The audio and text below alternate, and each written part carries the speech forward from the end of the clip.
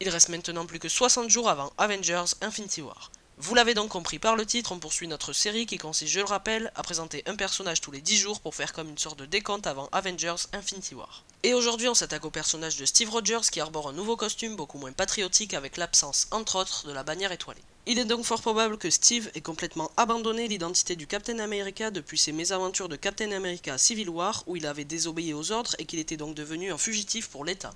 Sa mentalité, son caractère correspond alors beaucoup plus à son identité de nomade dans les comics. Si vous ne savez pas qui est nomade, je vous recommande la définition de Wikipédia qui résume bien le sujet. Le lien est dans la description. Mais son costume n'est pas le seul à changer, son bouclier va également être remplacé depuis que Tony lui a ordonné de le lâcher à la fin de Captain America Civil War. On a d'ailleurs un visuel très clair de ce dernier dans le trailer sorti lors du Super Bowl aux États-Unis. Il a radicalement changé et il semblerait que ce soit le Wakanda qui l'ait fabriqué au vu du style et de la couleur. Et un de ces nombreux changements est la présence de non pas un seul mais de 2 boucliers, un à chaque bras. Cela annonce donc une nouvelle façon de combattre pour Steve. De plus, les boucliers semblent cacher des sortes de gadgets, comme par exemple cette manière de sortir de son bras pour aller au combat qui est plutôt stylé. Pour ce qui est de l'ancien bouclier, ça m'étonnerait qu'il le reprenne étant donné qu'il a, comme je l'ai dit tout à l'heure, abandonné l'identité du Captain America.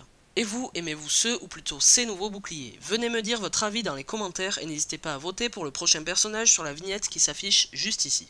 Sur ces quelques mots, je vous laisse, c'était votre Dr Marvel, bye.